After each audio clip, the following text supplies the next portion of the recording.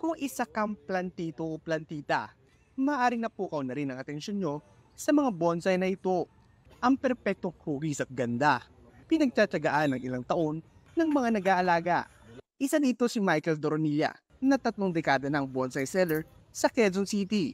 Sa puhunan raw na 2,000 piso at tamang kaalaman sa pag-aalaga, pwede ka na magsimula ng bonsai business, kung saan hanggang triple ang tubo ng pera. Pinilagaan mo, tatagal. Doon nagmamahal, yung maliit na puhunan mo lumalaki. Parang ano yun, parang bangko. Mas malaki pang tubo sa halaman. Iba't ibang uri ng puno ang pwedeng gawing bonsai, gaya ng red palete, santan at mangga. Kadalasan, nagsisimula ang presyo ng bonsai sa 2,500 pesos per piece. Pero ang ilan sa mga ito, tulad ng bandige, umaabot ng milyon ng halaga. Bantigi ang ano, medyo mataas ang presyo sa ano. Dating dito sa Pilipinas. Kung titingnan mo siya, yung balat pa lang yan, talagang matandaan tingnan. Pero hindi natatapos sa pagbenta ng bonsai ang hanap buhay ng mga nag-aalaga nito. May dagdag na kita pa sila sa pagpapatrim at serbisyo ng bonsai, kung saan umaabot sa 3,500 pesos per client ang kanilang kita. Halimbawa, pag yung nagme-maintain ka sa bonsai, malaki ang kita doon.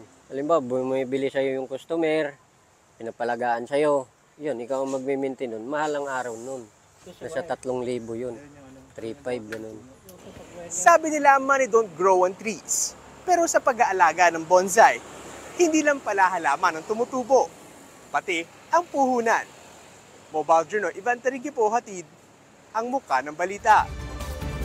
Pag-usapan pa natin ang kabuhayan sa pag-aalaga ng bonsai kasama si Mobile Journal Ivan Tarinque.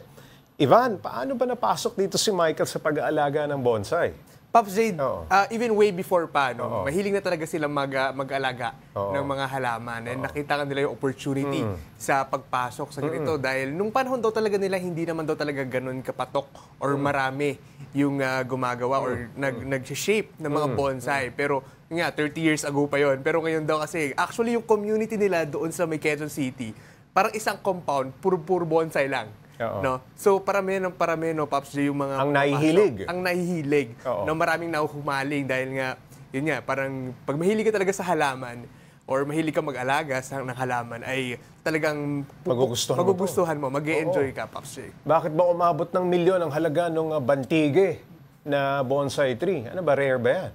Pops J, etong bantigi kasi, sabi nila, ito Oo. daw yung parang cream of the crop. No? Ito daw yung talagang hinahanap.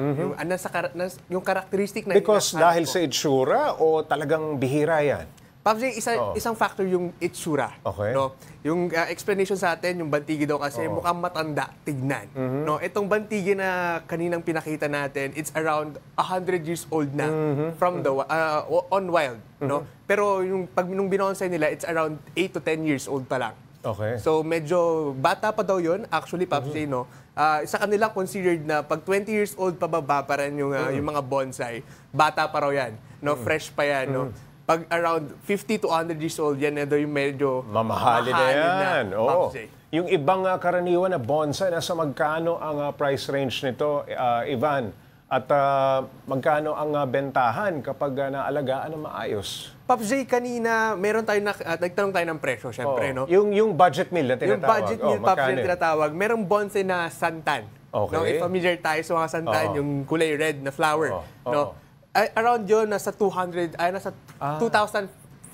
pesos. Okay. No? Yung maliit na yon 2,500 pesos. Pero depende nga sa halaman, no, Pops J? Pinakamura na yun, ha? Pinakamura Ang na mahal yun, din, Pops oo. J. Pero kasi, yun nga, yung craftsmanship kasi, yung tiyaga, sabi nga nila, pag may tiyaga, may nilaga. Oo. No, ito kasi, Pops J, taon talaga, years talaga, no, pinagugugulan ng mga nag-aalaga or gumagawa ng mga bonsai, yung pag-shape talaga. Oo. Nakita ko rin kasi, Pops J, actually kanina, mano-mano talaga nila. Mahirap talaga. Oo. Sinishape, no, Pops J. Talagang alagang-alaga. Oo. At kasi nga, napaka in demand talaga. Sensitibo rin, no? Oo. Paano raw ba ang tamang pag-aalaga ng bonsai? Ito ba parang entails a lot of your time, magastos, ganun ba ang pag-aalaga? Pops J, ang pag-aalaga naman daw ng bonsai, parang normal na pag-aalaga ng May dilig-dilig. May dilig-dilig, Oo. may fertilizer. Pero kasi, Pops J, may pinagbabawal, no? Dahil una-una bawal daw masobrahan ng fertilizer, no? Dahil mamamatay yung bonsai. No, isa pa doon, Pops Jay, kailangan talaga minsan naarawan, no?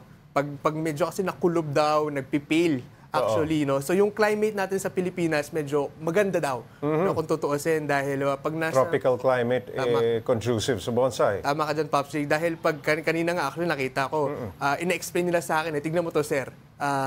Yung dahon dito nagpipil dahil malamig yung klima, no? Pag ganitong daw pa bare months, medyo hindi ganun katingkad Okay. yung mga dahon ng mga bonsai, Pops Jay. Alright, maraming salamat. Mobile Journal, Ivan Tarinque.